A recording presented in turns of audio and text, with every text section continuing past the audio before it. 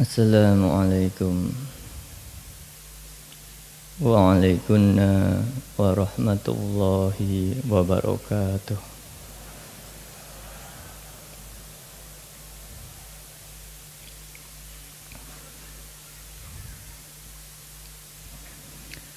Bismillahirrahmanirrahim. Alhamdulillahi sholatu wassalam alaika wal ali ya khairal anam.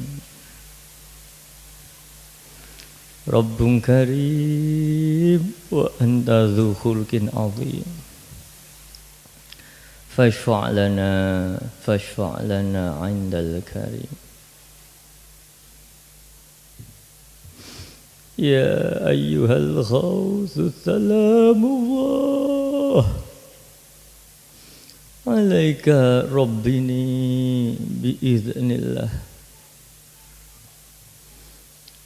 wanzur ilayya sayyidi binabrah musilatil hadratil aliyah.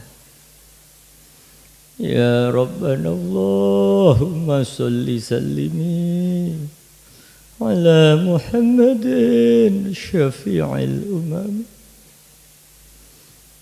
wal ali waj'alil anama musri'in bil wahidiyati li rabbil alamin. Ya Rabbana ighfir yassir iftah wahdina qarib wa alif bainana ya Rabbana. Amma ba'd.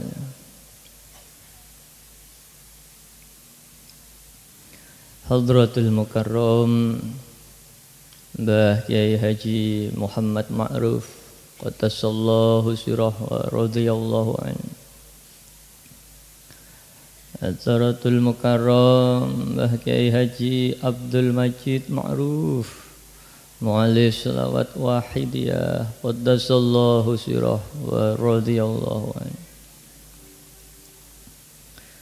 Hadratul Mukarram Kanjeng Rama Kiai Haji Abdul Latif Majid qaddasallahu sirah wa radhiyallahu anhu.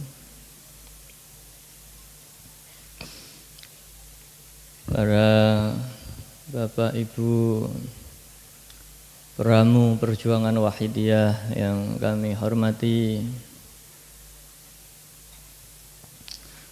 segenap Khadimul Wahidiyah mulai dari pusat hingga daerah, provinsi, DKI, DIY, kabupaten, kota, kecamatan, desa hingga imam-imam jamaah, tidak ketinggalan perwakilan luar negeri yang kami hormati. Para pejabat pemerintah baik sipil, TNI maupun Polri yang hadir, yang kami hormati, wabil khusus Ibu Wali Kota Kediri, Ibu Vinanda Parameswati yang tadi menemui saya hadir di gedung lu, yang kami hormati. Para alim ulama, para tokoh masyarakat yang ikut serta mensukseskan acara pada malam hari ini yang kami hormati. Para hadirin hadirat serta mujahadah kubro serta pengamal wahidiyah di mana saja berada, tidak ketinggalan tamu undangan yang kami hormati, serta panitia pelaksana, wabil khusus protokol yang kami taati. Alhamdulillah, puja dan puji tasyakur kehadirat Allah Subhanahu wa ta'ala. Mari senantiasa kita panjatkan, karena atas limpahan taufik dan hidayahnya kita pada malam hari ini diberi kesempatan untuk bisa bersama-sama bermujahadah kubro gelombang terakhir dalam keadaan sehat walafiat tanpa satu kendala apapun. Salawat serta salam yang seindah-indahnya semoga senantiasa terlimpah ruah kepangkuan baginda agung beliau Rasulullah sallallahu alaihi wasallam wa ala alihi wa ashabihi wa dzurriyyatihi wa jami'il aqtab min awalihim ila akhirihim khususan khassah beliau ghauthi hadza zaman radhiyallahu.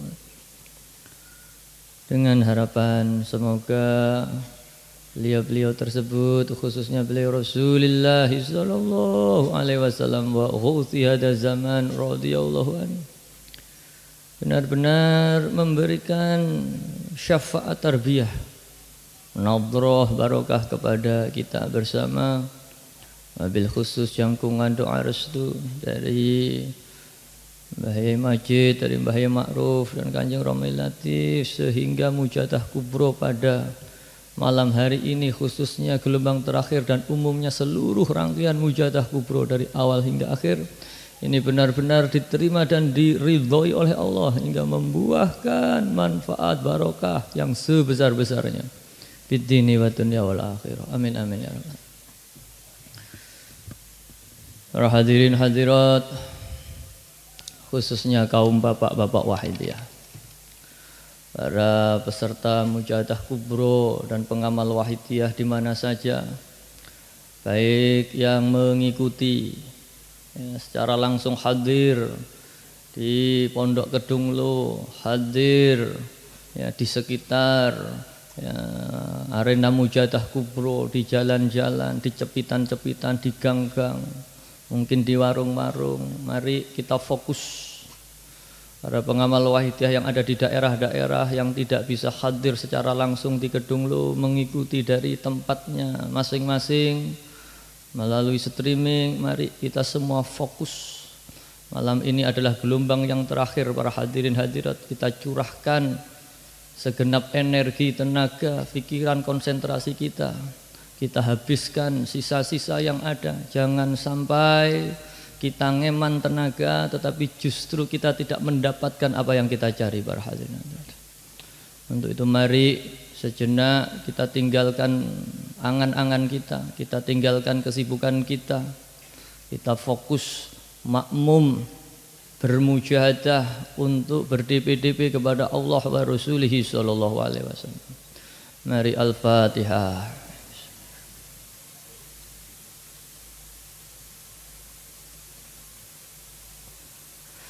Hadirin hadirat,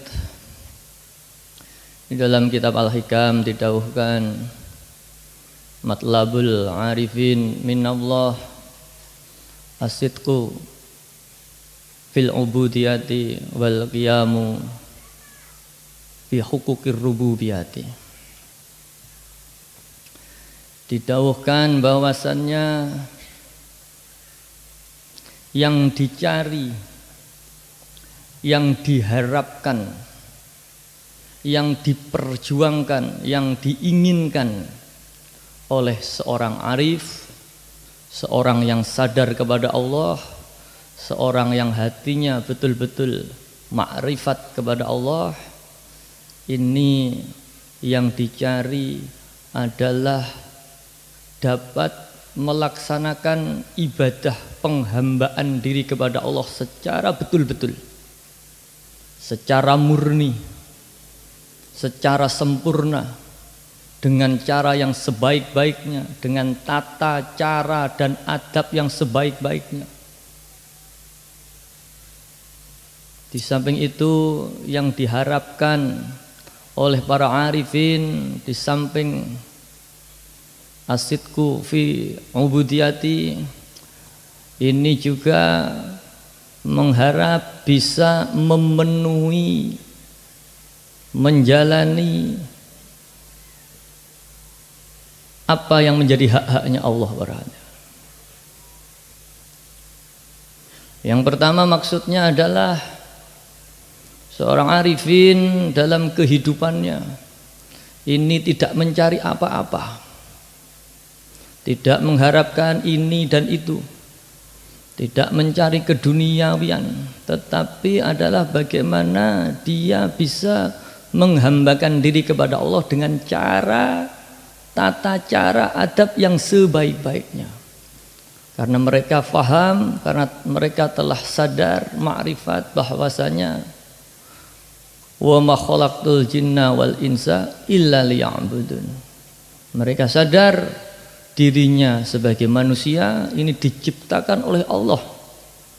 Tujuannya tidak lain dan tidak bukan hanyalah beribadah kepada Allah. Maka di samping dia berusaha untuk menerapkan bagaimana cara ibadah yang baik tersebut, di dalam doa-doa permohonannya pun ini adalah memohon kepada Allah supaya diberi kemampuan untuk melakukan ibadah yang baik itu tadi.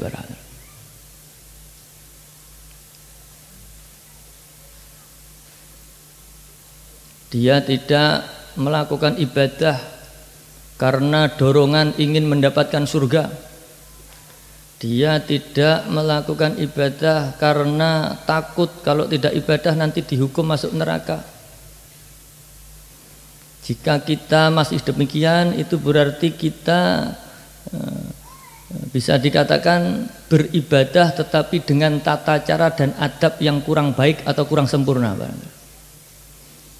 Kita, kebanyakan dari kita ini ibadah, sholat, mujahadah, sodakoh, beramal jariah, ini masih mengharapkan imbalan-imbalan, balasan-balasan dari Allah, pamrih-pamrih tertentu, yang mana biasanya pamrih-pamrih ini munculnya adalah dari nafsu kita. Maka ini ya masih bisa dikatakan ibadah, seseorang yang beribadah, tetapi tata cara dan adabnya belum sempurna. Tetapi bagaimana beribadah yang sempurna? Beribadah yang sempurna adalah benar-benar lillahi ta'ala, tidak mengharapkan apapun selain mendapatkan ridhonya Allah. Di samping itu, seorang arifin yang diinginkan, yang diharapkan ini adalah dapat memenuhi hak-haknya Allah. Allah ini memiliki hak yang harus dipenuhi oleh hambanya. Kita manusia oleh Allah diberi kekuatan, diberi kemampuan untuk berpikir dan memilih, sehingga kita akan gunakan kemampuan ini tadi untuk menuruti hawa nafsu, atau kita gunakan kekuatan yang diberikan Allah ini tadi untuk penghambaan yang sempurna. Ini manusia demikian. Maka Allah memiliki hak yang harus dipenuhi oleh hambanya, dan di antara hak-haknya Allah adalah kita bertakwa kepada Allah. Kita ketika Allah memberi nikmat, kita harus bersyukur kepada Allah. Apa yang menjadi kewajiban hamba ini berarti adalah hak bagi Allah. Apa yang menjadi hak bagi Allah berarti adalah kewajiban bagi hambanya. Sebagaimana dalam keluarga suami dan istri, apa-apa yang menjadi hak bagi sang istri ini merupakan kewajiban bagi sang suami. Maka apa-apa yang menjadi hak bagi sang suami ini merupakan kewajiban bagi sang istri. Ini konsep hak dan kewajiban. Maka ketika kita diwajibkan oleh Allah untuk melakukan sesuatu ibadah kepada Allah, maka hal tersebut secara otomatis menjadi haknya Allah. Tetapi jangan salah faham para hadirin hadirat. Apa yang menjadi haknya Allah ini bukan berarti Allah membutuhkan perbuatan kewajiban tersebut. Kalau kita jual beli, kita menjual suatu produk barang kepada pembeli, maka kita wajib memberikan barang tersebut dan pembeli berhak mendapatkan barang tersebut. Sebaliknya, pembeli berkewajiban membayar dan penjual berhak menerima uang pembayaran. Maka dalam hal ini sama-sama butuh. Sang pembeli butuh barang, sang penjual butuh uang. Tetapi hubungan hak dan kewajiban kepada Allah ini semua yang butuh adalah kita hamba para. Allah tidak butuh sholat kita, Allah tidak butuh ya pujian-pujian dari kita para. Tetapi sesungguhnya kitalah yang membutuhkan kepada Allah. Sholat yang kita tujukan kepada Allah, doa, munajat, mujadah yang kita tujukan kepada Allah, ini hakikatnya oleh Allah akan dikembalikan kepada kita. Maka semakin orang bertakwa, semakin orang beribadah, maka semakin banyak Allah akan memberikan pemberian kepada orang tersebut dalam berbagai bentuk sesuai dengan kehendak kebijakan dari Allah. Maka kembali, apa yang diharapkan oleh seorang arifin ini di samping dapat beribadah dengan tata cara yang terbaik, dengan adab yang terbaik, para arifin ini juga mengharapkan bisa diberi kemampuan untuk mengisi, untuk memenuhi hak-haknya Allah. Para arifin memohon kepada Allah supaya diberi kekuatan dan kemampuan untuk netepi hak-haknya Allah.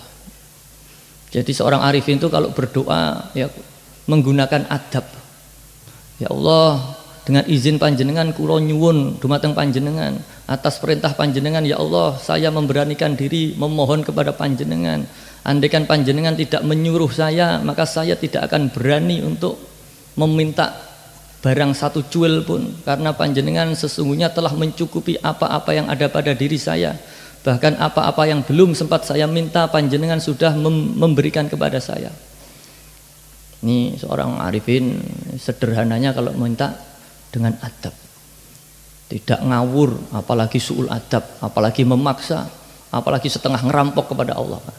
Sementara kita para awam yang sering meminta kepada Allah dengan su'ul adab, bahkan ngerampok. Ya Allah, saya sudah ini sudah itu, kok panjenengan tidak memberi? Bahkan suudon kepada Allah, berpandangan bahwasanya oh Allah tidak menepati janjinya. Ini kita berarti betul-betul telah su'ul adab kepada Allah. Kembali para hadirin, apa yang menjadi hak-haknya Allah? Yang menjadi hak-haknya Allah adalah kita sebagai hamba harus bertakwa kepada Allah. Yang menjadi hak-haknya Allah adalah ketika Allah memberi nikmat kepada hambanya, maka kita wajib untuk bersyukur kepada Allah dengan tata cara yang telah diajarkan. Yang menjadi hak-haknya Allah adalah ketika kita berada pada suatu kesulitan tertentu, kita memohonnya kepada Allah, bukan kepada selain Allah. Yang menjadi hak-haknya Allah adalah ketika kita beribadah dan menghadap kepada Allah, kita sertai dengan perasaan senantiasa nginjen-nginjen, muraqabah, sehingga ketika kita menghadap, ketika kita berdoa, hati kita betul-betul tertuju kepada Allah. Kita para awam yang sering ini sangat sulit menetepi, menjalankan ya, apa yang menjadi hak-haknya Allah. Ketika kita berdoa, ketika kita sholat, bahkan kita tidak ingat Allah sama sekali. Yang kita ingat adalah hanyalah hajat-hajat kita, permasalahan-permasalahan kita. Maka para hadirin hadirat, dari gambaran tersebut bisa kita bayangkan, bisa kita fahami betapa tingginya kualitas permohonan seorang arifin dibanding dengan orang awam seperti kita. Bahkan dibanding para zahidin, para alim, ini pun jauh lebih tinggi. Seorang yang alim ini biasanya masih kecampuran ketika beribadah, mohon supaya diberi ilmu. Seorang zaidin pun terkadang juga masih kecampuran, tetapi kalau orang arifin ini betul-betul murni. Maka betapa tingginya permintaan seorang arifin. Jika kita gambarkan ya, perbedaan tampak berbeda bagaimana ketika ada seorang anak kita misalkan apa yang mereka minta adalah ya Bapak Ibu saya minta sangu. Buat apa? Saya minta sangu uang untuk saya belikan buku. Sehingga dengan buku tersebut saya mau belajar. Sehingga dengan belajar saya bisa mendapat nilai yang baik di sekolah, bisa sukses. Sehingga dengan kesuksesan tersebut bisa saya gunakan untuk ya, bekerja, untuk berjuang, sehingga Allah mengangkat derajatnya. Permintaan semacam ini tentu berbeda dengan permintaan seorang anak yang misalkan minta Bapak Ibu saya minta sangu. Buat apa? Saya minta sangu untuk jajan, saya minta sangu untuk menyewa video game, saya minta sangu untuk ini itu dan lain sebagainya, yang manfaatnya tidak lain dan tidak bukan hanya untuk sekedar kesenang-senangan semata. Tetapi seseorang yang minta sangu untuk belajar, ini secara simbolis bisa kita fahami, ini adalah minta sangu supaya bisa memuliakan kedua orang tuanya. Ini tentu berbeda kualitas permintaan yang pertama dan yang kedua. Demikian pula betapa jomplangnya, betapa jauhnya kualitas perbedaan ya, permintaan seorang arifin. Yang diminta adalah diberi kekuatan, diberi kemampuan untuk bisa beribadah dan mencukupi, netepi hak-haknya Allah. Dengan seseorang yang memohon, yang isi permohonannya adalah semata-mata keduniawian. Kalaupun toh meminta keduniawian, harta benda dan semacamnya ini kemudian memang diniatkan untuk sanggung ibadah, itu masih mending. Walaupun berarti belum murni, tetapi masih mending. Tetapi terkadang angel-angel tirakat, ngoyo-ngoyo, ngebleng, riyadhah ketika Allah telah membuka nikmat-nikmatnya dalam berbagai aspek, kemudian nikmat tersebut justru diselewengkan, disalahgunakan, tidak digunakan untuk ibadah para hadirin.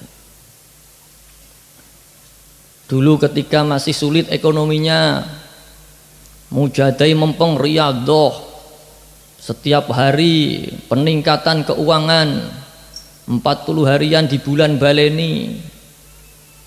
Kemudian dengan jangka waktu tertentu Allah ijabah, ekonominya diangkat, dibuka rizkinya, sehingga pekerjaannya ya, lancar, proyeknya maju. Akhirnya karena proyeknya banyak, dia sulit mengatur waktu, akhirnya tidak punya waktu untuk beribadah, tidak punya waktu untuk mujadah lagi. Akhirnya mujadai kendu, karena mujadai kendu ekonominya jatuh lagi. Setelah ekonominya jatuh, mulai semangat mujadah lagi. Setelah mujadah lagi, ekonominya dibuka lagi. Setelah dibuka, malas lagi, jatuh terus begitu para hadirin.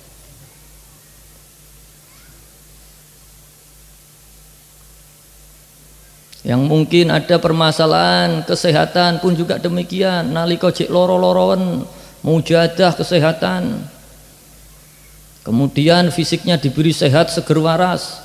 Yang dulu masih sakit bahkan jadi kembang amben, tidak bisa kesana sini, waktunya banyak dihabiskan untuk mujadah ya Sayyidi ya Rasulullah ya Sayyidi ya Rasulullah, DP kepada Allah, karena memang nggak bisa kemana-mana, jadi kembang amben. Tidak ada yang bisa dilakukan kecuali berdoa mujadah, sehingga Allah ijabah, sakitnya diangkat, jadi sehat seger waras. Setelah sehat seger waras, ya, banyak kesibukan yang harus dijalani. Akhirnya mujadai lali, nyambut gawe ngoyo, kesel, kekeselen, sakit mujadah sehat, gitu terus para.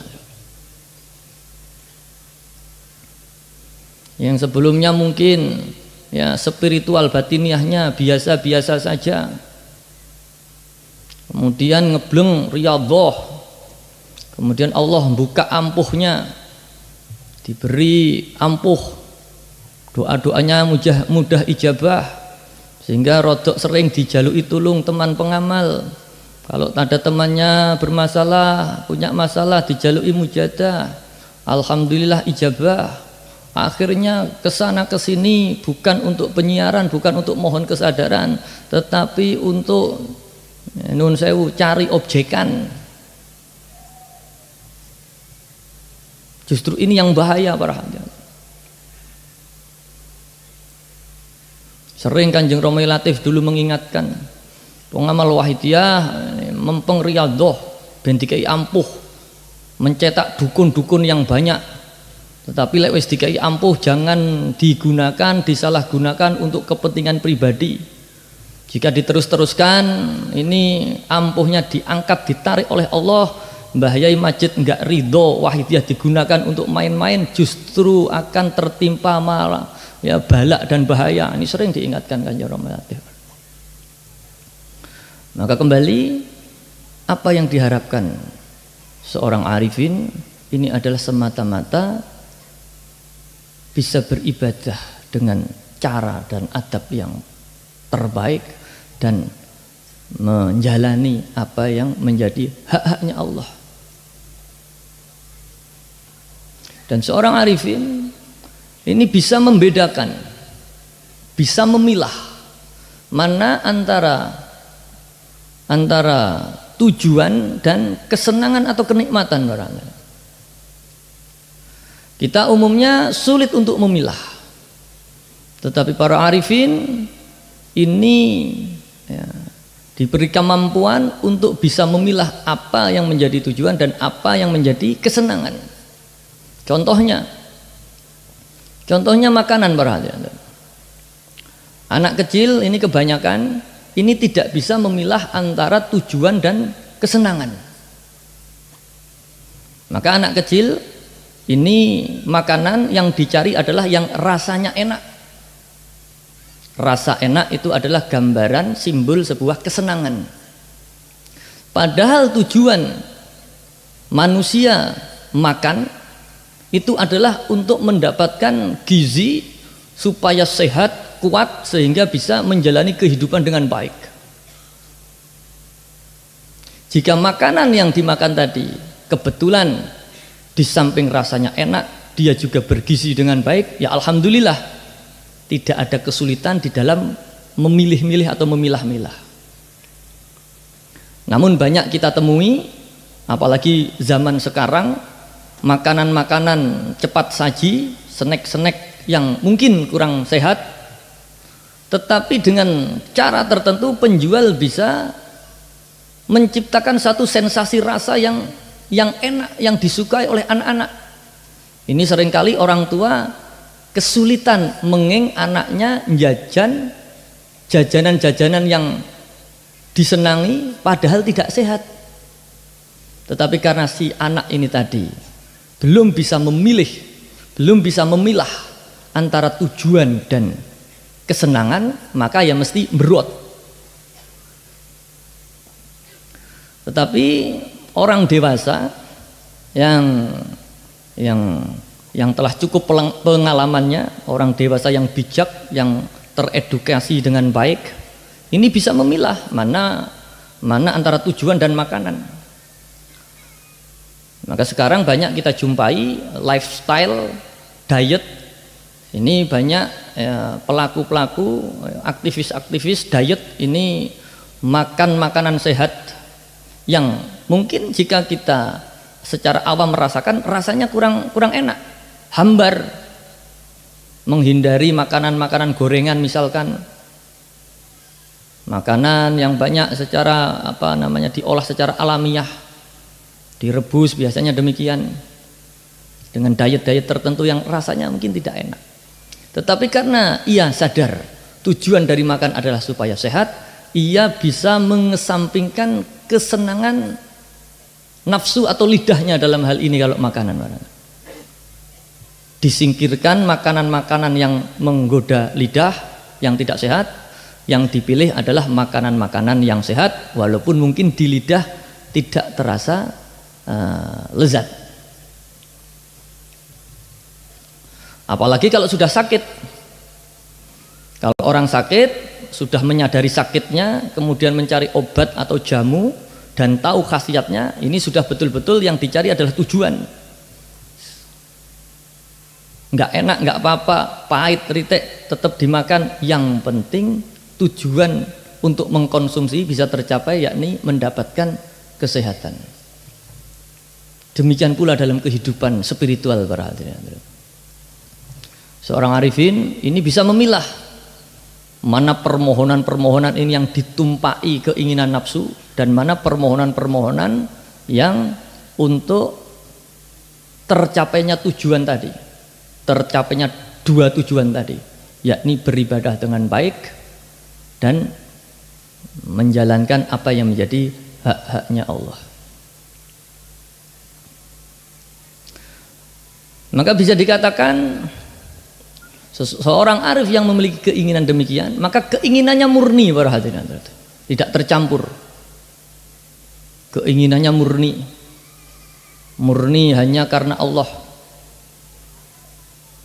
tidak tercampur nafsu. Maka tidak heran para waliullah, apalagi yang sudah mencapai maqam makrifat, ini doa-doanya sangat mudah diijabai oleh Allah para hadirin. Sangat mudah diijabai oleh Allah. Doanya cepat sampai karena doanya dibawa oleh mesin dengan bahan bakar bensin murni. Tetapi jika doanya ini tadi dibawa di atas mesin, kendaraan bermesin dengan bahan bakar oplosan, berbet di tengah jalan, maka doanya tidak sampai atau sulit atau paling tidak lama untuk sampai ke tujuan. Ini gambarannya demikian.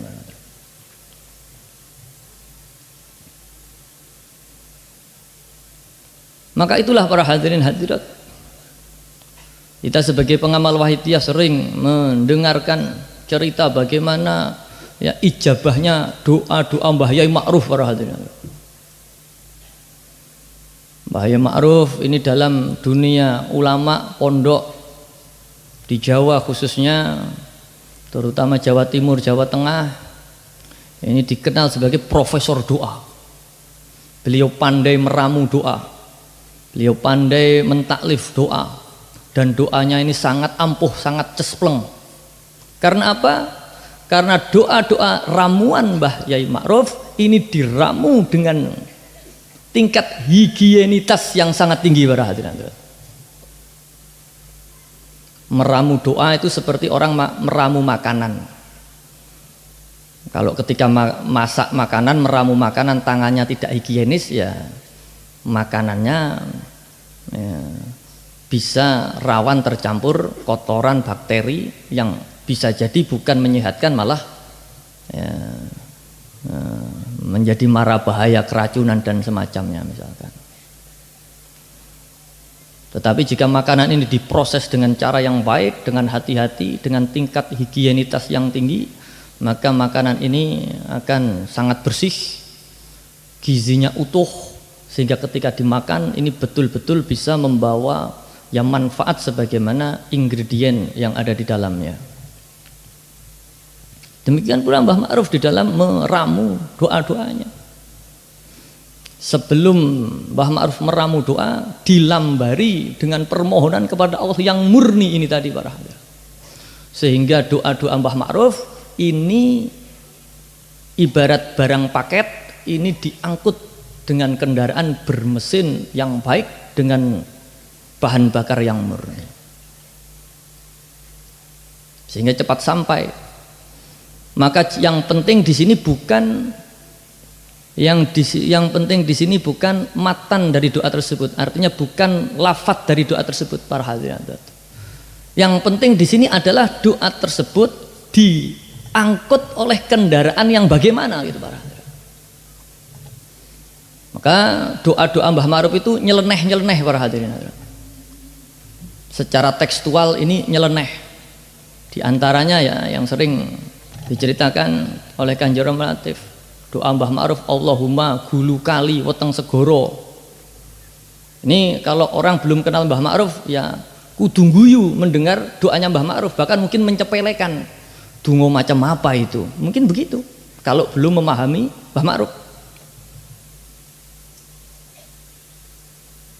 Allahumma salimna minal bedil wa bunduk, nah, misalnya begitu Mbah Ma'ruf itu doanya itu aneh-aneh, dan banyak sekali doa Mbah Ma'ruf yang aneh-aneh.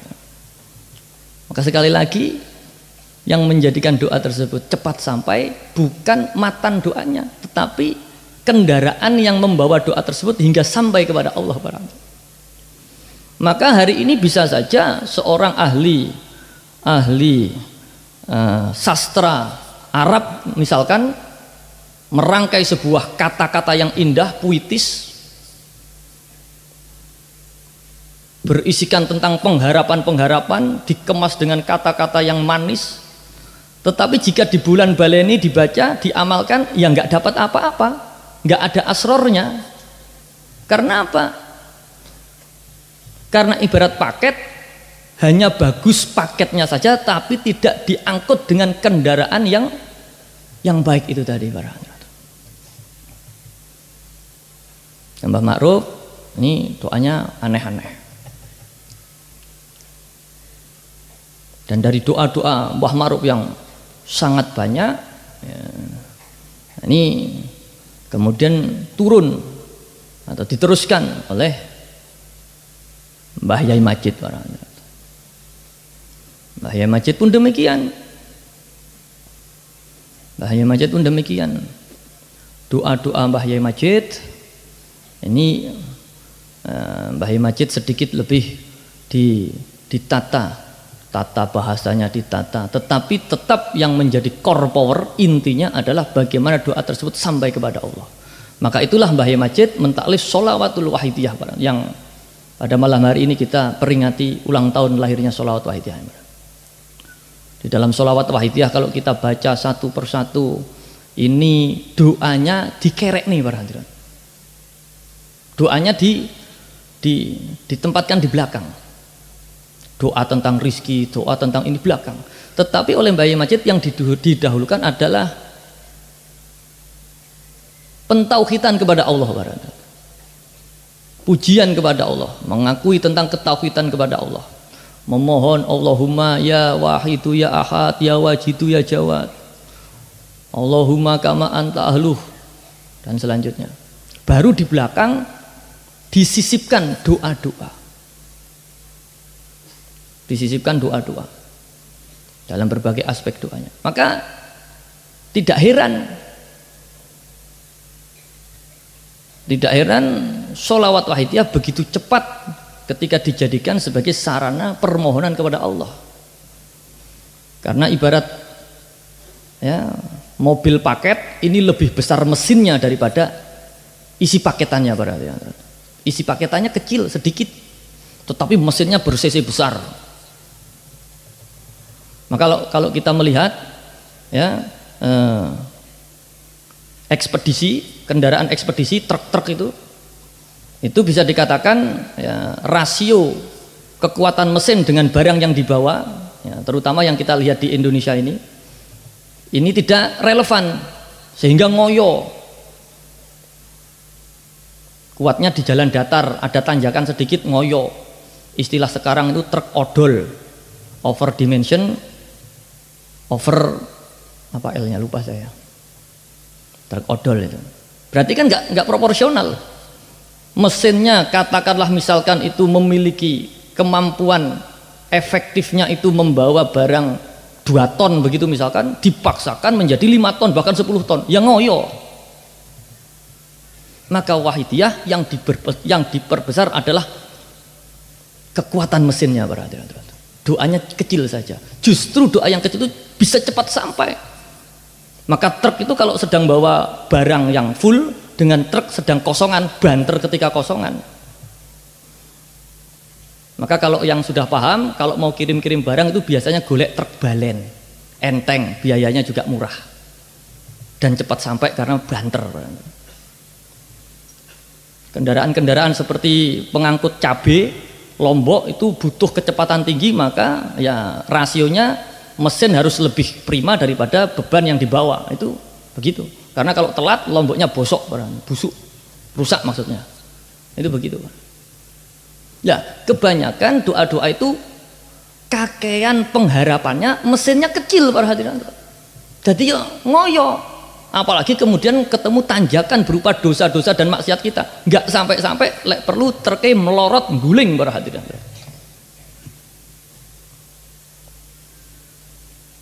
Alhamdulillah para hadirin. Maka sering kita mungkin bertanya-tanya, ketika dulu Kanjeng Romo Latif ya masih berada di tengah-tengah kita, ada pengamal sowan, Kanjeng Romo, saya punya masalah ini itu, apa yang harus saya amalkan? Ya iki dimaca mujadah, ya saiki peningkatan, ya saiki 5.000. Nanti lain waktu sowan lagi, saya punya masalah ini ya Allah, lain masalahnya. Apa yang saya amalkan? Ya iki mujadah, ya saiki 5.000. Akhirnya muncul pertanyaan, kabeh masalah kok dungune panggah ya sayyidi ya Rasulullah. Paling-paling perbedaannya kalau masalahnya enteng, ya sayyidinya ping 1.000, ping 5.000. Ning masalah abot, misalkan punya utang 1 miliar, 2 miliar, 10 miliar, ya dijajal 20.000, 50.000 bahkan gitu. Jadi yang ditingkatkan hanya ya, kapasitas ruang bakar mesinnya, ya sayyidinya sing diakei. Tapi prinsip kerjanya sederhana. Karena Kanjeng Romo Latif menggambarkan ya sayyidi ya Rasulullah atau sholawat wahidiyah secara umum ini seperti listrik warna. Listrik itu ya tergantung voltasenya. Tetapi fungsinya mau dibikin apa, ini semua bisa. Listrik itu kalau ketemu lampu ya jadi cahaya, jadi panas kemudian muncul cahaya jadi penerang. Listrik kalau ketemu kulkas, ketemu AC dengan mekanisme kelistrikan tertentu jadi dingin. Ketemu senter jadi padam, ketemu setrika jadi panas. Maka apapun permasalahan kita, kuncinya harus kita tingkatkan voltase listrik kita. Kuncinya adalah mujahadah berada. Kuncinya adalah kembali para hadirin. Mengapa doa-doa para arifin ini mudah diijabahi Allah? Karena doa-doanya murni. Mbah Ma'ruf doanya mudah diijabahi. Mbah Yai Majid bahkan mentaklif sholawat wahidiyah ini bukan hanya ya, untuk Mbah Yai Majid sendiri, tetapi sudah diijazahkan secara mutlak. Semua orang dari mana saja tidak pandang bulu, kalangan, latar belakang apa saja boleh mengamalkan wahidiyah. Dan alhamdulillah tahadus bi nikmah, kita semua sedikit banyak merasakan nikmatnya wahidiyah. Indikatornya sederhana, indikatornya kita masih mau mujadah, datang mujadah kubro itu berarti kita masih merasakan nikmatnya wahidiyah, walaupun antara satu orang dengan yang lainnya berbeda kadar dapat menikmati wahidiyahnya sejauh mana itu beda-beda. Tetapi dengan adanya orang datang ke warung makan berarti dia secara tidak langsung mengakui warung makan tersebut makanannya enak, buktinya mau datang mau beli. Demikian pula kita pengamal wahidiyah, mungkin kita merasa saya ngamalkan wahidiyah nggak dapat apa-apa, rasanya biasa-biasa saja, tapi kenyataannya panggah mujadah nggak bisa meninggalkan mujadah, ya berarti tanpa diakui dia merasakan nikmatnya mujadah. Dan para hadirin hadirat, kita sebagai pengamal wahidiyah dibimbing mujadah mulai yaumiyah, bahkan dilambari, didasari dengan mujadah 40 harian, kemudian yaumiyah, usbiyah dan seterusnya sampai mujadah kubro pada malam hari ini. Ini sekali lagi kita sadar atau tidak, itu wahidiyah telah bereaksi di dalam tubuh kita, sadar atau tidak. Romo kalau menggambarkan anak kecil itu pertumbuhan badannya, pertumbuhan tinggi badannya itu sangat halus penambahannya, sampai gak kroso. Kita para bapak-bapak sekarang yang menjadi sponsor acara pada malam hari ini, mungkin katakanlah rata-rata tinggi 160, 170, bahkan ada yang lebih. Tetapi jika kita ingat masa kecil kita ketika SD, ya tinggi badan kita mungkin berapa, 1 meter, 1,5 meter paling pol mungkin. Apalagi ketika kita tarik lagi ketika kita masih TK, di bawah itu kita makan setiap hari. Maka jika kita ya ukur secara mikroskopik, tentunya ada peningkatan tinggi badan kita. Tetapi karena saking halusnya sampai tidak terasa, ngerti-ngerti wis dhuwur ketika tua barangnya. Demikian pula wahidiyah. Mungkin ada di antara kita, saya ngamalkan wahidiyah itu kok gak kroso opo-opo. Jangan putus asa, diteruskan. Karena bisa jadi wahidiyah telah bereaksi tanpa jenengan rasakan. Dan mungkin merasakan manfaatnya bukan di dunia, tetapi insya Allah nanti di akhirat barangnya. Sering Mbah Yai menceritakan, Mbah Yai Majid menceritakan, ada seseorang yang ahli maksiat, koyok-koyok gak tahu ibadah, tetapi karena ada satu kesempatan dalam hidupnya pernah bersolawat kepada Rasulullah, maka ketika dia meninggal dalam keadaan su'ul khotimah, para malaikat lapor kepada Kanjeng Nabi, ya Rasulullah, ini ada hamba panjenengan ya Rasulullah, ahli maksiat, sekarang meninggal mati dalam keadaan su'ul khotimah, tetapi ya Rasulullah, dia pernah sekali bersolawat kepada jenengan dengan ikhlas dan sungguh-sungguh. Maka Kanjeng Nabi langsung matur sowan kepada Allah, ya Allah, ini ada hamba kami yang begitu, hingga Allah mengampuni dosa-dosanya. Maka mari kita ngerasa nih, gak ngerasa nih, jangan sampai kita melepaskan wahidiyah para hadirin.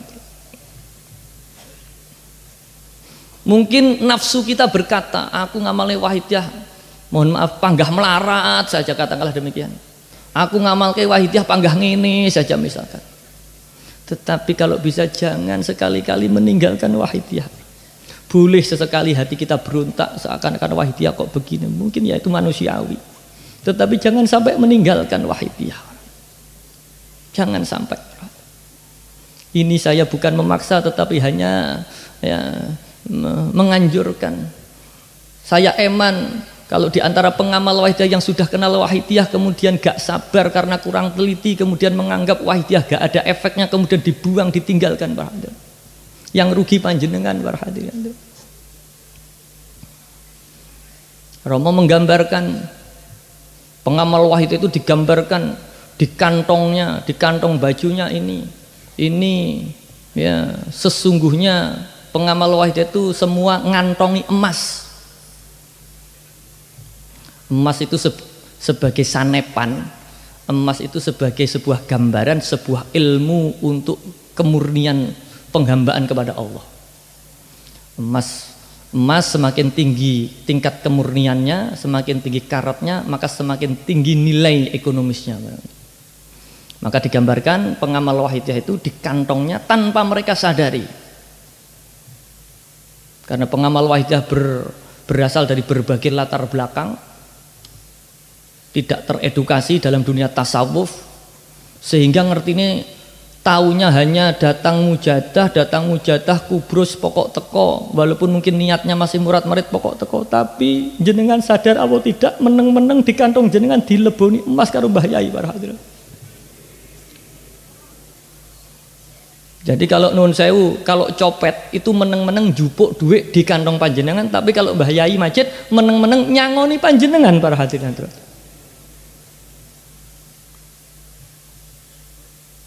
Maka ketika di kantong pengamal wahidiyah sudah ada emas-emas di dalamnya, kemudian Kanjeng Rama Latif menggambarkan pengamal wahidiyah ketemu orang lain yang mungkin ahli dalam dunia peremasan, kemudian ngomong, wahai saudaraku, apa yang ada di kantongmu itu? Wah, nggak tahu ini apa, itu barang nggak ada nilainya, itu timbang ngebot-ngeboti, itu kuning-kuning, itu grenjeng rokok, itu timbang ngebot-ngeboti buang saja. Karena pengamal wahidiyah nggak tahu apa-apa, pengamal wahidiyah bodoh, akhirnya manut, apa yang ada di kantongnya dibuang. Orang tadi, temannya tadi meneng-meneng dedepi, ketika pengamal wahidiyah sudah pergi jauh, sesuatu yang dikatakan grenjeng itu tadi kemudian dilelesi, dikantongi dewe para hadirin. Jangan sampai kita kemudian melihat sesuatu di luar kedung lo, kemudian wah Ternyata ini akhirnya wahidiyah kita pun. Karena ada para hadirin hadirat. Ada pengamal yang demikian para hadirin. Tetapi ya semua sudah mendapat, semua sudah ada jatahnya masing-masing memang para hadirin. Maka mari kita bersyukur dan memohon supaya kita diberi istiqomah di dalam perjuangan wahidiyah. Kita tidak usah menghitung berapa emas yang ada di kantong kita, tidak usah kita hitung. Pokok istiqomah, nanti tahu-tahu ketika akan masuk toko ternyata oleh penjaga toko, sampean ternyata orang kaya, monggo masuk. Demikian para hadirin. Sementara orang lain yang krempiang ternyata emas sampean palsu, sampean nggak boleh masuk. Mungkin kita pengamal wahidiyah bukan ahli ibadah, sholatnya pas-pasan, males-malesan, mungkin kadang bolong-bolong, jamaah di masjid jarang, sodakoh angel, abor dan lain sebagainya. Ternyata sedikit amal, sedikit nilai yang ada dalam diri pengamal, nilainya luar biasa karena murni para hadirin. Digambarkan ya, pasir 1 truk dengan emas 1 gram, ya nilainya lebih tinggi emas 1 gram. Maka didahulukan sebiji zaroh ibadahnya orang arifin ini nilainya lebih tinggi daripada ibadahnya orang awam. Maka mari kita belajar para hadirin. Sudah tidak usah kita hitung-hitung lagi. Kita makmum di belakang bahaya sudah itu insya Allah. Dengan keyakinan gandulan sing tenanan, apapun keadaan kita insya Allah disowankan kepada Allah wa Rasulih sallallahu. Kuncinya kita istiqomah dan yakin para hadirin. Tidak usah kita hitung-hitung berapa sangu perjuangan kita. Mbah Yai Majid, saya sudah berjuang, sudah penyiaran sekian orang, saya panjenengan paringi apa Mbah Yai Majid? Wah, justru tidak dicatat oleh Mbah Yai Majid. Jika kita hitung-hitungan dengan Mbah Yai Majid, maka Mbah Yai Majid akan hitung-hitungan dengan kita. Berapa nikmat yang kita terima setelah mengamalkan wahidiyah. Kalau kita hitung-hitungan dengan Mbah Yai Majid, semua oleh Mbah Yai Majid dimohonkan kepada Allah. Ya Allah, ini ada pengamal yang hitung-hitungan dengan saya, ya Allah. Maka jenengan ambil lagi manfaat wahidiyah yang telah panjenengan berikan kepada pengamal tersebut, ya Allah. Kalau yang diambil itu adalah manfaat-manfaat duniawi, mungkin nggak seberapa para hadirin. Kita bisa kerja lagi, tetapi jika yang diambil adalah manfaat batiniah, kita menjadikan diri kita sulit ingat kepada Allah para hadirin hadirat.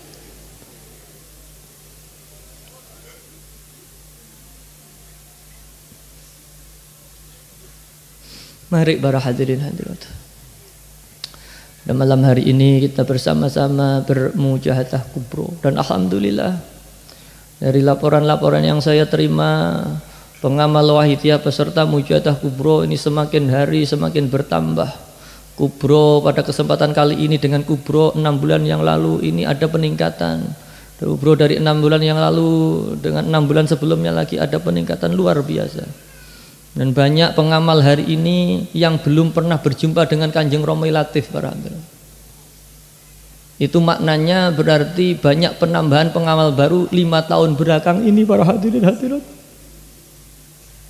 Tetapi mereka tidak jarang merasa telah kenal Kanjeng Romawi Latif para hadirin.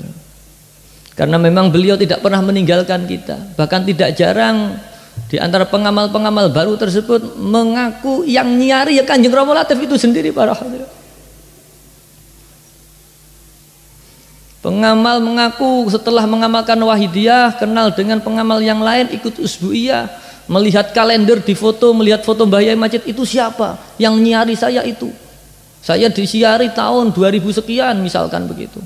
Diberitahu itu Mbah Yai Majid telah wafat tahun 89. Ternyata Mbah Yai Majid terus berjuang para hadirin hadirat.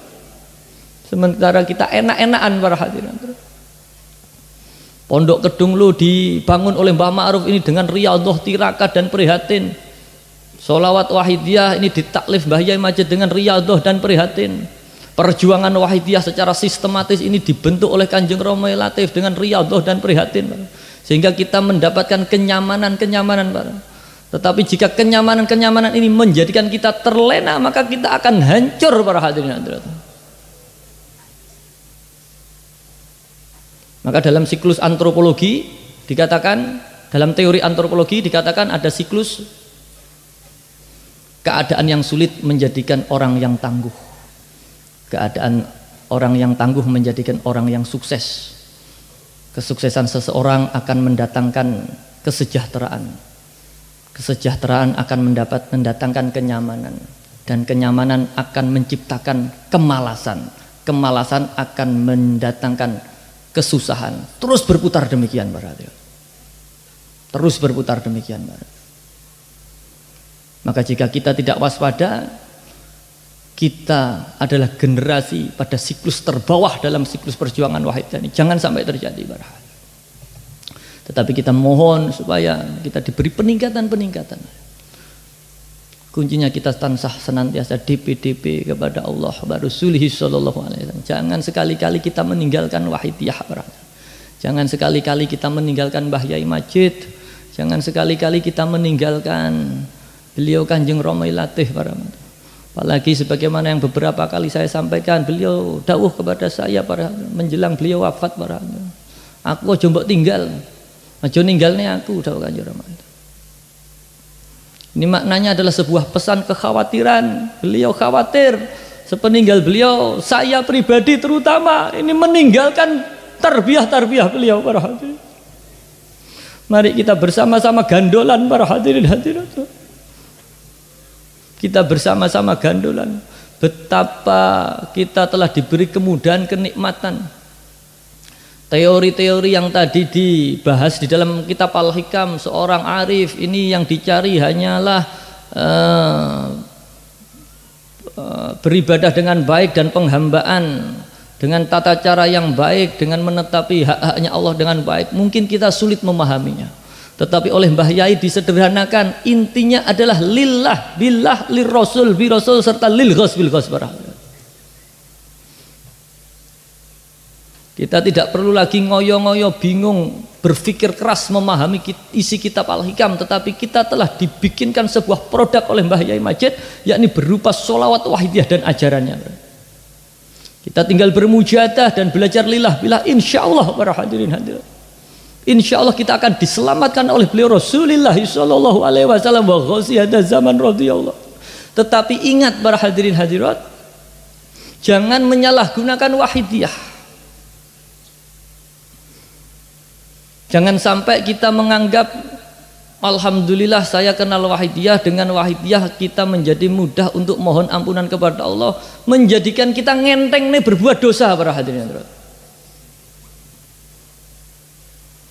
Ibarat orang sekolah nulis pakai pulpen, saya sudah sanggup setipu, salah tidak apa-apa, sak wayah-wayah bisa disetipu, katakanlah demikian. Lama-lama buku itu ngedebel para hadirin hadirat oleh setipu para hadirin hadirat. Maka seseorang yang menjadikan wahidiyah hanya sebagai tambal butuh digai setip untuk kesalahan-kesalahan, itu berarti bukan orang yang berwahidiyah para hadirin. Orang yang berwahidiyah, orang yang mengamalkan wahidiyah adalah orang yang betul-betul sadar kepada Allah, menjalankan perintah Allah, menjauhi larangan-larangan Allah, walaupun dalam perjalanannya belum sempurna. Tetapi jangan ngenteng nih para hadirin. Tetapi jangan ngenteng nih para hadirin. Kita bermujahadah dengan DP. Ya walaupun kita akui bersama, terutama diri pribadi saya, setelah mujahadah maksiat lagi, setelah mujahadah maksiat lagi, tetapi jangan gunakan wahidiyah sebagai ganjil atau jagan-jagan saja para hadirin. Sangku akeh tak boros-boros, jangan demikian.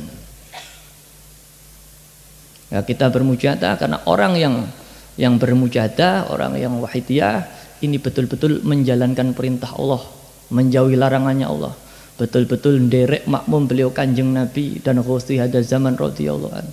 Di antaranya bermujahadah bersungguh-sungguh melawan hawa nafsu.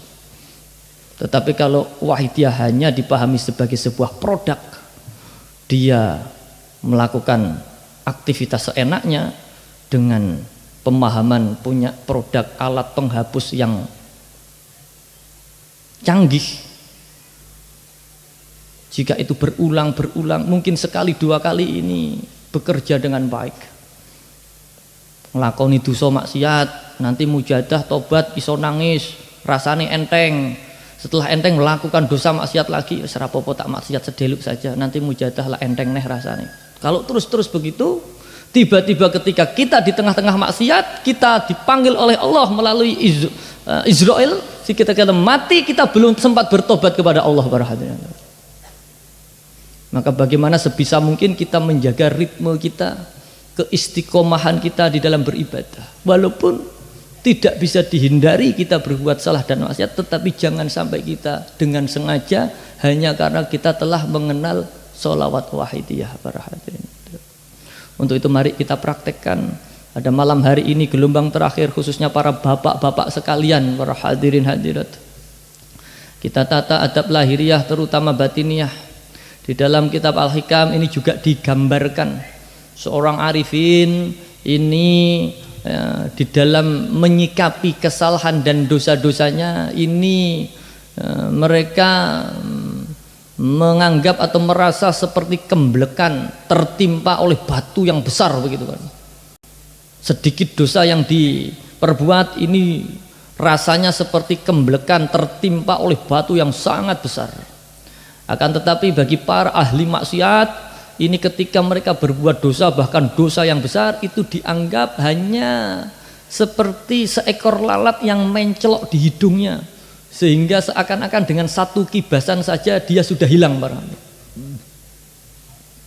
Maka beliau Kanjeng Rawelatif sering mengajak kita untuk membayangkan, mari kita bayangkan dosa kita segunung anak-an ngembleki kita. Maka kita praktekkan pada malam hari ini. Kita praktekkan. Beliau mengingatkan kita, mari kita bayangkan kita banyak dosa kita segunung anak-an ngembleki kita bayangkan, ingat lagi ini dawuh Kanjeng Rama para hadirin hadirat. Saya hanya nerok nih para hadirin hadirat. Jenengan melihat ke podium ini, jika panjenengan masih melihat saya, ini berarti jenengan belum betul-betul fokus dan terbuka hatinya. Jika panjenengan betul-betul fokus dan terbuka hatinya, insya Allah bukan saya yang di sini para hadirin hadirat. Al-Fatihah. Al-Fatihah.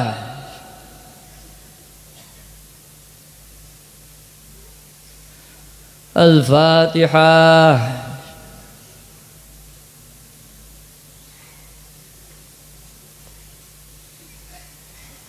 Allahumma ya wahidu ya ahad, ya wajidu ya jawad, salli wa sallim wa barik ala sayyidina Muhammad wa ala ali sayyidina Muhammad fi kulli lamhatin wa nafasin bi adadi ma'lumatillahi wa fuyubatihi wa amdadihi. Allahumma ya wahidu ya ahad, ya wajidu ya jawad, salli wa sallim wa barik ala sayyidina Muhammad wa ala ali sayyidina Muhammad fi kulli lamhatin wa nafasin bi adadi ma'lumatillahi wa fuyubatihi wa amdadihi.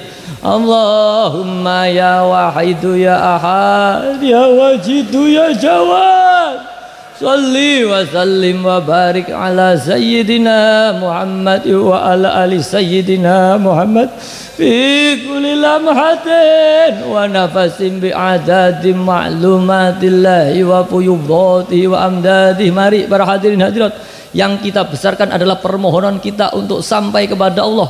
Yang kita besarkan adalah rasa bersalah, rasa tobat kita. Jangan yang kita besarkan adalah beban-beban dengan permohonan-permohonan duniawi kita.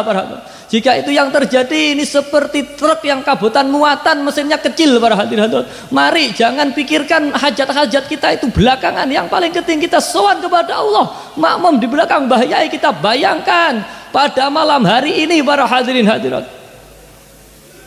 Cerita kisah Nabi Nuh para hadirin hadirat. Beliau seorang nabi, tetapi karena istri dan anaknya tidak taslim, maka tidak mau naik bahtera Nabi Nuh para, tidak mau naik perahunya Nabi Nuh para. Apalagi kita siapa di hadapan Bahyai Majid para hadirin hadirat. Kita bukan anaknya, kita bukan istrinya, kita bukan keturunannya. Betapa murahnya Bahyai Majid mengizinkan naik di truknya Bahyai Majid para hadirin hadirat. Naik di ekspedisinya Bahyai Majid untuk dihantarkan kepada Allah para hadirin hadirat. Allahumma kama anta ahluh, salli wa sallim wa barik ala sayyidina wa maulana wa syafi'ina wa habibina wa qurrati a'yunina Muhammadin sallallahu alaihi wasallam kama huwa alam. Nas'aluka Allahumma bihaqihi an tuhriqana fi lujati bahril wada hatta la nara wa la nasma'a wa la najida wa la nuhisa wa la nataharraka wa la naskuna illa biha wa tarzuqana tamama maghfiratika ya Allah wa tamama ni'matika ya Allah wa tamama ma'rifatika ya Allah wa tamama mahabbatika ya Allah wa tamama ridwanika ya Allah wa salli wa sallim wa barik alaihi wa ala alihi wa sahbihi adada ma aghata bi ilmuka wa sawu kitabu birahmatika ya arhamar rahimin walhamdulillahi rabbil alamin. Mari bapak-bapak sekalian, mungkin hari ini usia kita sudah dewasa, bahkan sudah sepuh, sudah mbah-mbah, tapi mari kita bayangkan kita semua masih kanak-kanak para hadirat-hadirat. Di hadapan Mbah Yai Majid kita kanak-kanak, di hadapan Kanjeng Romi Latif kita kanak-kanak, di hadapan beliau Rasulullah sallallahu alaihi wasallam kita kanak-kanak. Maka mari jangan menahan diri, jangan gengsi, kita nangis gero-gero, minta ditumbasne dolanan lampu kelap-kelip pelita kehidupan. Ya Syafi'al khalqi salatu wassalam alaika nurul khalqi hadiyal anam wa azlahu wa ruhu adrikni faqabalam tu abada wa rabbi wa laysa li ya sayyidi siwaka fa in tarudda kuntu syakhsan halika. Ya Syafi'al khalqi salatu wassalam alaika nurul khalqi hadiyal anam wa azlahu wa ruhu adrikni faqabalam tu abada wa rabbini wa laysa li ya sayyidi siwaka fa in tarudda kuntu syakhsan halika. Ya Syafi'al khalqi salatu wassalam alaika nurul khalqi hadiyal anam wa azlahu wa ruhu adrikni faqabalam tu abada wa rabbini wa laysa li ya sayyidi siwaka fa in tarudda kuntu syakhsan halika. Bapak-bapak, bagaimana istri kita, bagaimana anak kita, bagaimana cucu keturunan kita, mari kita sowankan kepada beliau Rasulullah. Ya sayyidi ya Rasulullah, ya sayyidi ya Rasulullah, ya sayyidi ya Rasulullah, ya sayyidi ya Rasulullah, ya sayyidi ya Rasulullah, ya sayyidi ya Rasulullah, ya sayyidi ya Rasulullah. Para ibu-ibu sekalian, para kanak-kanak, mungkin saat ini suami panjenengan, bapak panjenengan masih glonjom para hadirin hadirat. Jangan panjenengan tinggalkan, jangan panjenengan putus asa. Nyuwun Kanjeng Rama, nyuwun ke Mbah Yai, nyuwun kepada Ghaus Hadan Zaman. Do Kanjeng Rama, suami kula, do Kanjeng Rama, bapak kula tansah maksiat, panjenengan selamat nih, panjenengan umbah atine, panjenengan sowane dumateng Allah dan Rasulullah. Ya ayyuhal Ghaus, salamullah alaika rabbini biiznillah wa'udhur ilayya sayyidi biladullah musilati lil hadratil ya ayyuhal Ghaus salamullah alaika rabbini biiznillah wa'udhur ilayya sayyidi biladullah musilati lil hadratil ya ayyuhal Ghaus salamullah alaika rabbini biiznillah wa'udhur ilayya sayyidi muzilatil hadrat ya syafi'al khalqi habibullah salatu alaika ma'salami zallat wa zallat khilati fi baldati khudh biyadi ya sayyidi wal umman ya syafi'al khalqi habibullah salatu alaika ma'salami zallat wa zallat khilati fi baldati خذ بيدي يا سيدي والأمتي يا شافي الخلق حبيب الله صلاته عليك ما ضلت وضلت خلاتي في بلدتي خذ بيدي يا سيدي والأمتي يا سيدي. Mari para hadirin hadirat, para bapak-bapak kita DP nyuwun kepada Rasulullah. Ya Rasulullah, kehidupan saya ya Rasulullah, keluarga saya ya Rasulullah, anak dan istri saya ya Rasulullah, orang tua saya, mbah-mbah saya yang sudah meninggal ya Rasulullah. Mari para hadirin hadirat, kita habiskan tenaga kita habiskan konsentrasi kita habiskan permohonan kita. Ibarat wong ngenyang, kadung ngenyang dintekne pisan sangune timbang mulih gak nggawa barang. Para hadirin hadirat, kadung nyuwun kita habiskan, kita tokne pisan lek nyuwun. Jangan sampai kita datang jauh-jauh mujadah kubro pulang tidak membawa apa-apa ya Sayyidi. Ya Sayyidi, ya Sayyidi, ya Sayyidi, ya Sayyidi, ya Sayyidi, ya Rabbana Allahumma sholli sallim ala Muhammadin syafi'il wal ali waj'al al-adaba muslim bil mawidiyati li rabbi ya Rabbal alamin qarib wa alif ya Rabbana Allahumma sholli sallim ala Muhammadin wal ali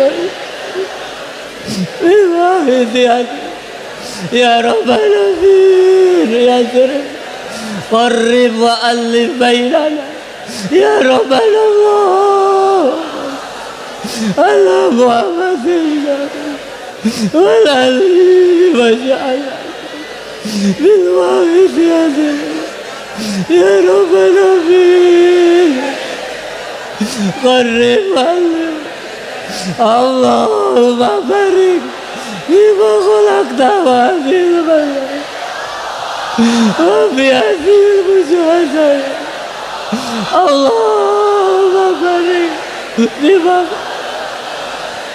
wa fi hadhil mujahadah Allahumma barik bima khalaqta wa hadhil balad ya Allah wa fi hadhil mujahadah ya Allah Allahumma barik bima khalaqta wa hadhil balad wa fi hadhil mujahadah Allahumma barik bima khalaqta wa hadhil wa fi hadhil mujahadah Allahumma barik bima khalaqta wa hadhil balad wa fi hadhil mujahadah Allahumma barik bima khalaqta wa hadhil balad wa fi hadhil mujahadah wa fi hadhil mujahadatil kubra ya wa fi hadhil mujahadatil kubra ya wa fi hadhil mujahadatil kubra ya Allah wa fi hadhil mujahadatil kubra ya Allah wa fi hadhil mujahadatil kubra ya Allah wa fi hadhil mujahadatil kubra ya wa fi hadhil mujahadatil kubra ya Allah.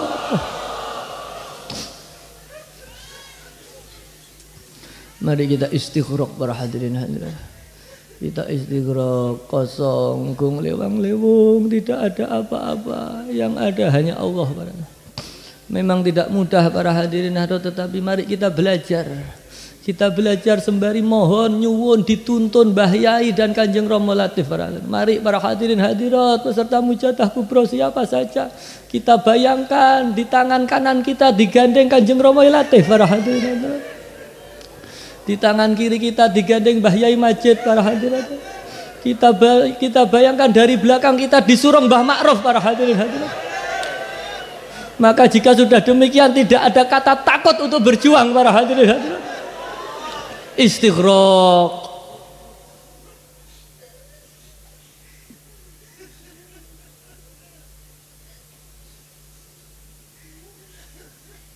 Al-Fatihah.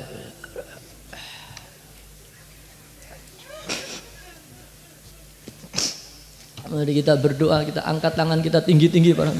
Kita angkat tangan kita di atas telinga kita, bahkan di atas kepala kita. Pada siapa saja, baik pengamal wahidiyah ataupun belum kenal wahidiyah, mari kita berdoa yang sungguh-sungguh. Panjenengan semua yang mendengar acara pada malam ini pareng boleh, dan insya Allah ijabah doa panjenengan para hadirin hadirat, para bakul-bakul, para semua saja sopir-sopir muja berdoa nyuwun para hadirat, nyuwun yang sungguh-sungguh para hadirin hadirat. Bismillahirrahmanirrahim.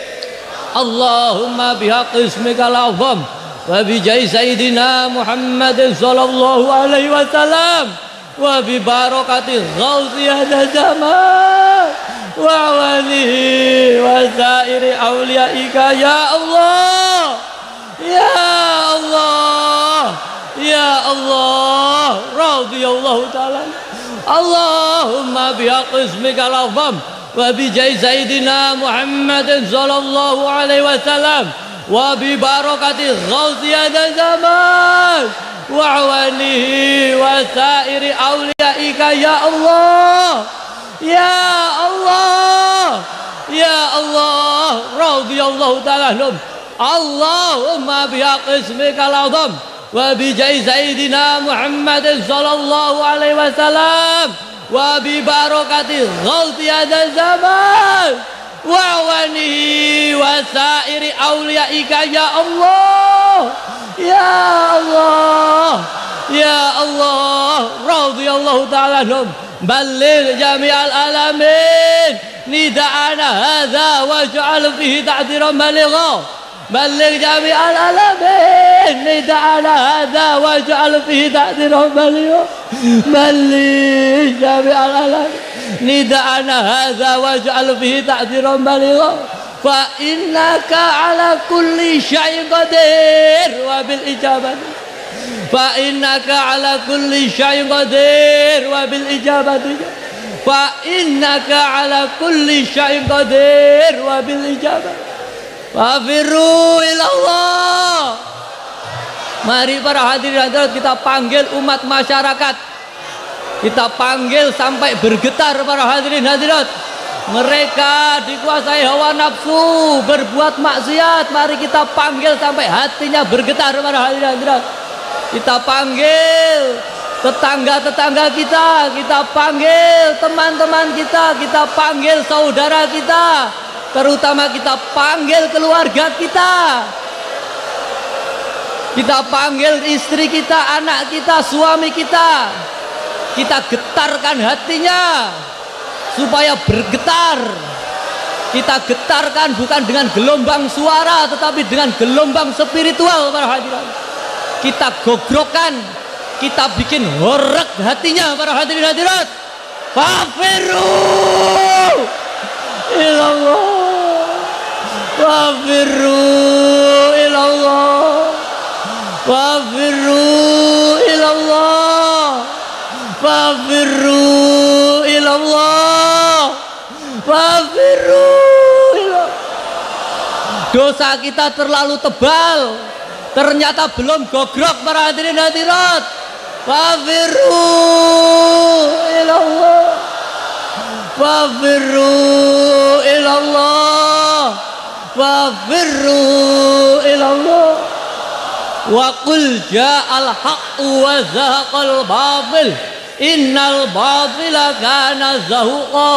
Wa qul ja'al haqqu wa zahaqal batil innal batila kana zahuqa. Wa qul ja'al haqqu wa zahaqal batil innal batila kana zahuqa.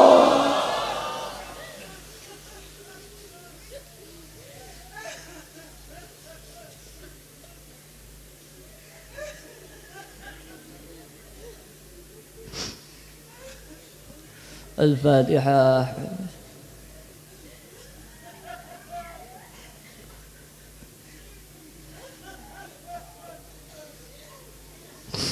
Mari para hadirin hadirat, mari kita yakin yang seyakin-yakinnya para hadirin bahwa permohonan kita diterima dan diijabai oleh Allah wa Rasulih sallallahu alaihi wasallam wa qasiyada sababati. Mari kita yakin walaupun mungkin mata hati kita buta, tidak bisa melihat, tidak bisa merasakan, tetapi mari kita yakin Mbah Yai Majid rawuh, Mbah Kanjeng Romoy Latif di tangan kanan kita, menggandeng tangan kanan kita. Mbah Yai Majid menggandeng tangan kiri kita, dari belakang kita disuruh Mbah Ma'ruf para hadirin hadirat, maka tidak ada kata untuk takut untuk berjuang para hadirin hadirin hadirat.